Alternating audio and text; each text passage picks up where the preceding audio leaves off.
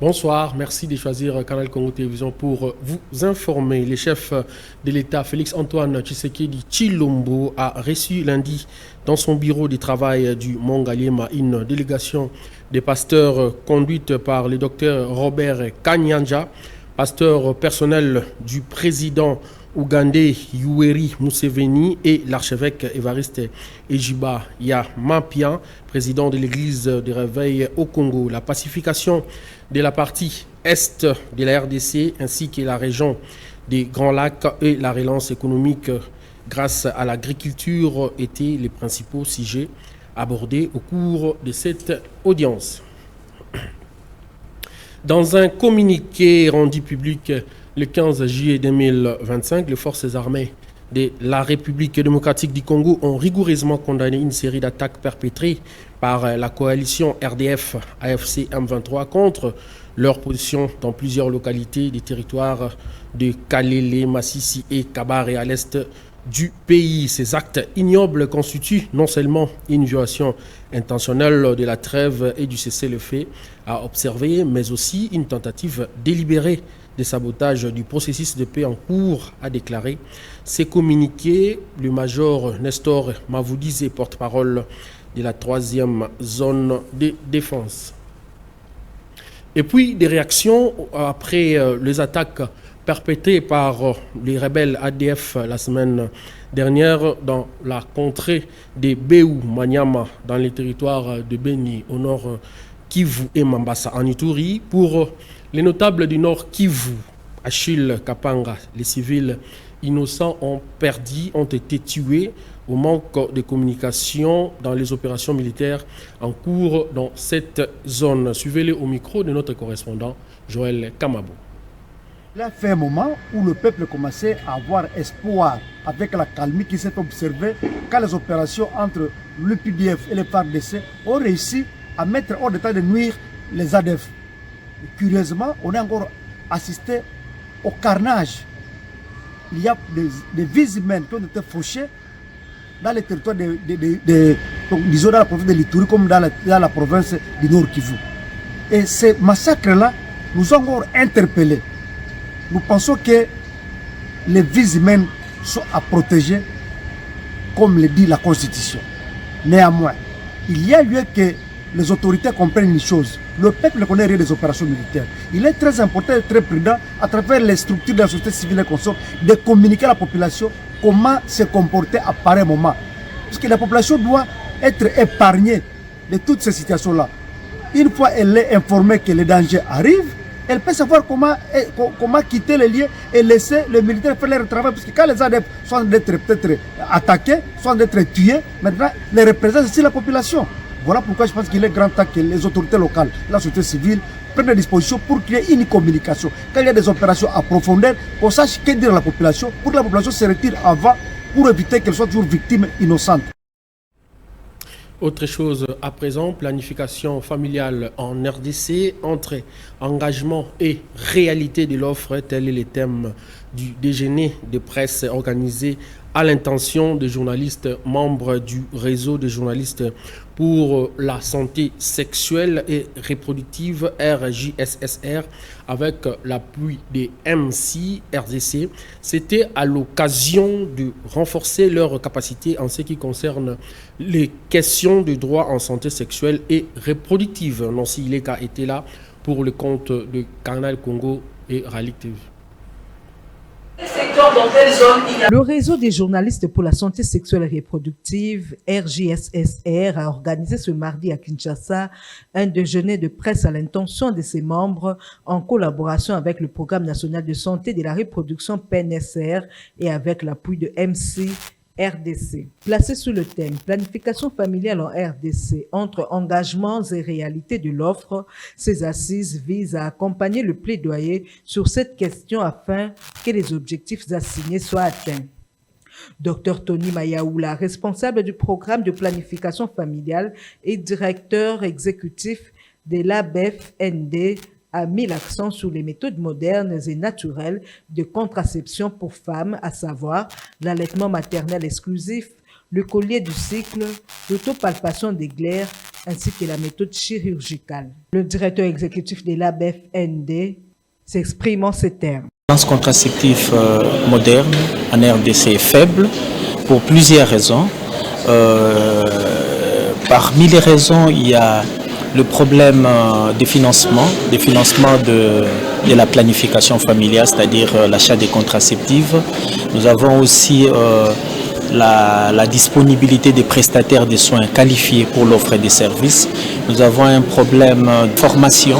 Vous qui êtes de la presse, vous avez aussi une part de responsabilité, l'information de la communauté.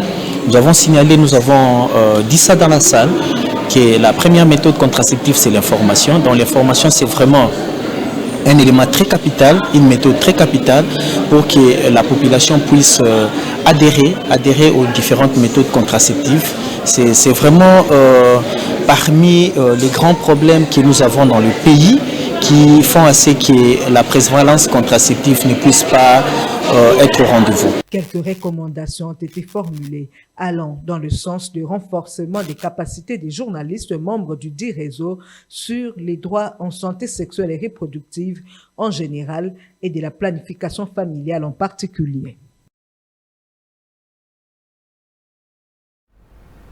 Et quelques membres du réseau des journalistes pour la santé sexuelle et reproductive RJSSR présents à ces déjeuners de presse sont satisfaits de cette activité qui a permis leur renforcement des capacités en question de droit en santé sexuelle et reproductive.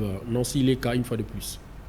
Notre pays en crise devrait le faire davantage parce que chez nous, on a plus de vulnérables chez les femmes, chez les enfants que peut-être ailleurs. Mais aussi parce que le pays avait pris des engagements au niveau international, au niveau national pour soutenir cette stratégie qui est la planification familiale. L'engagement était entre autres de mettre des moyens pour accéder à la planification familiale. Nous serons avoir des contraceptifs, mais aussi accéder à ces contraceptifs dans différents points du pays. Or, aujourd'hui, on est très loin d'atteindre l'objectif parce que déjà le pays poussait à arriver dans un premier temps à la prévalence contraceptive de 19% et petit à petit aller même atteindre les chances de 2030. Or, nous nous rendons compte que nous n'avons même pas dépassé le 15%, c'est-à-dire qu'on est très loin du compte. Cet exercice nous a quand même permis d'éclairer notre religion, la lanterne concernant notamment des questions de planning familial et les différents choix qui s'offrent aux couples, aux communautés par rapport à chaque organisme pour pouvoir répondre justement ou prendre en compte cette question cruciale, le planning familial qui est très important pour le développement de pays comme le nôtre. Nous, en tant que journalistes, nous sommes des acteurs de communication dans la société. Alors, quand nous sommes édifiés, quand il y a des telles séances avec les professionnels pour pouvoir renforcer nos capacités, cela nous permet nous aussi d'avoir non seulement de concepts et la bonne conception de cette question, je veux dire, de planning familial. Parce que nous avons tenu à ce que les décideurs, le gouvernement en l'occurrence, qui prend des engagements au niveau international pour assurer la planification familiale, semble ne pas vraiment atteindre ses objectifs selon le timing que lui-même s'est fixé. Et donc pour pouvoir permettre à ce que notre pays soit bien coté sur le plan international et national, parce que nous sommes les premiers à pouvoir prendre des décisions au niveau national et international, et pour ne pas, en tout cas dans la quasi-totalité des cas, pour ne pas les réaliser.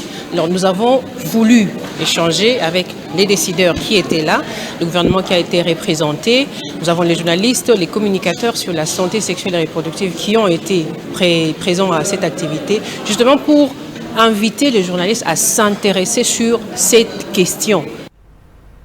En religion, la paroisse Saint-Alphonse de Matete a commémoré son 70e anniversaire. À ce sujet, une célébration eucharistique a été dite dimanche par le cardinal Fridolin Ambongo. Messe a pris part le paroissien notable de Matete, le député national élu de Mont-Amba, porte-parole du MLC, Raphaël Kibuka. Il parle d'un parcours des titans d'une paroisse modèle. Gisèle Etoko signe ses reportages.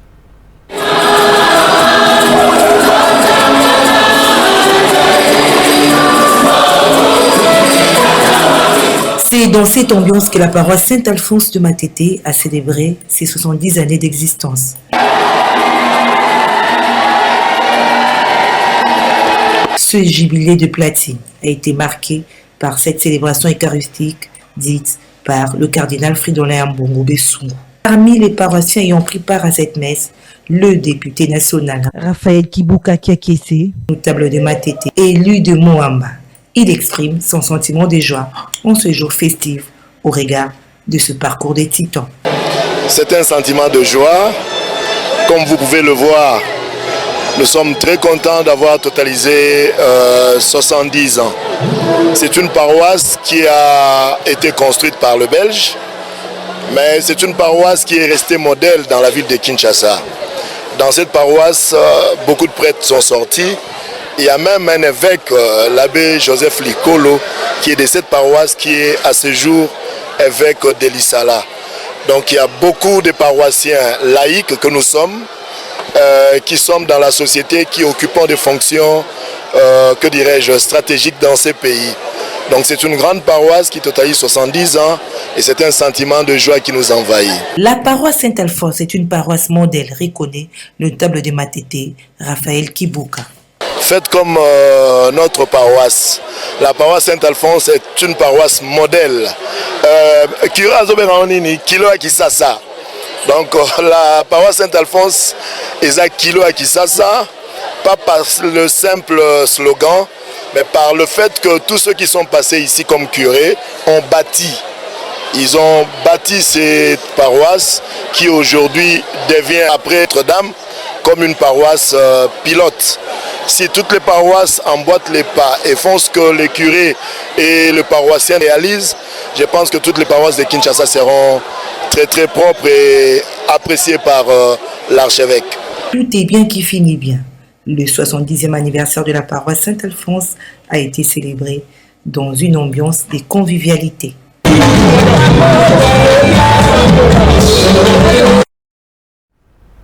Sachez en plus bref que dans une note circulaire signée lundi par la ministre de l'Éducation nationale et la nouvelle citoyenneté ordonne le maintien des filles enceintes dans les établissements scolaires.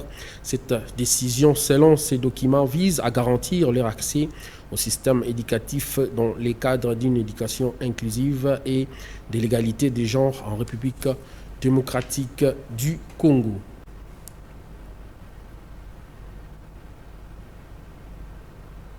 Interdiction du système parallèle de préparation des élèves à l'examen de l'État, communément appelé Maki. Cette mesure a été prise fin mai par l'inspection générale de l'éducation nationale et nouvelle citoyenneté à l'approche des épreuves qui doivent se dérouler à la fin du mois de juillet. Regardez.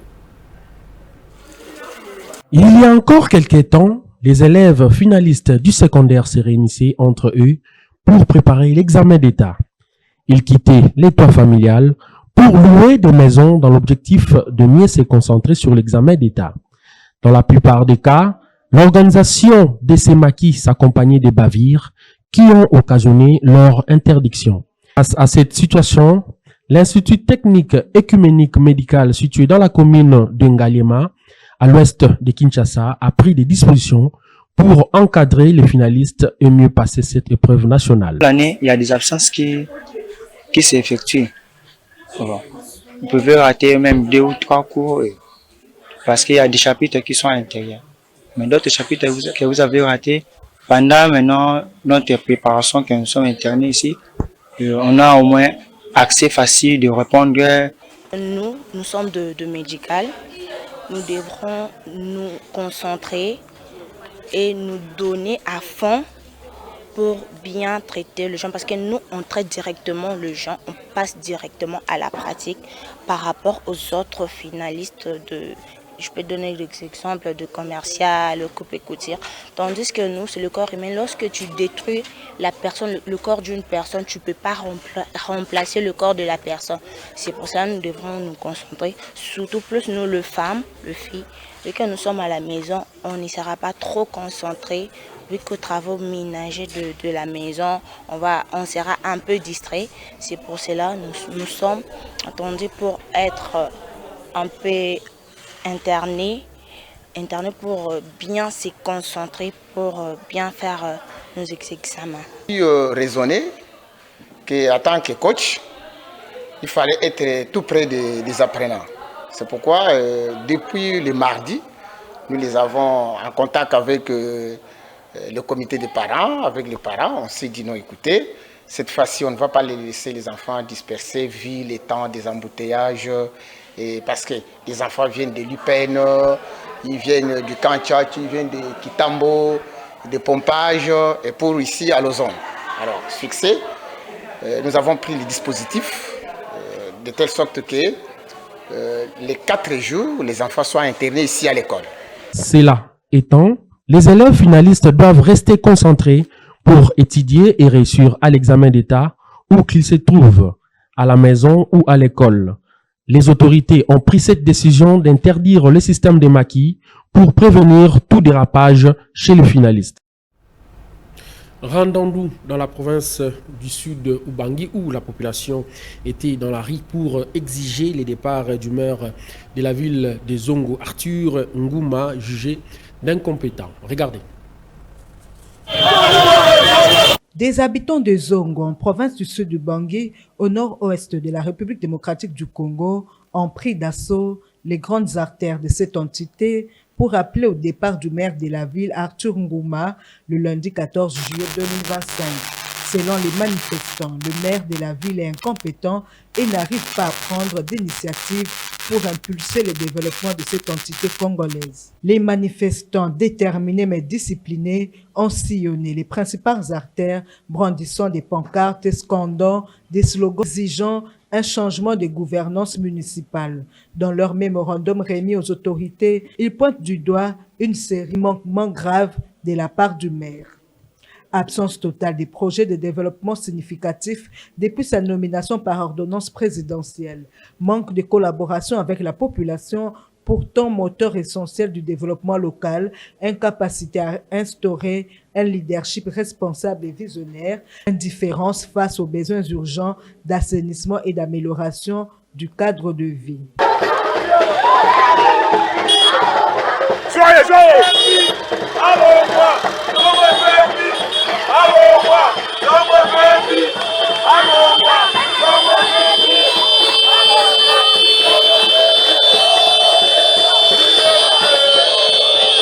Cette mobilisation citoyenne encadrée par les forces de l'ordre s'est déroulée sans incident majeur. Elle traduit un ras-le-bol généralisé face à ce que les habitants considèrent comme un abandon pur et simple de la ville par son autorité locale.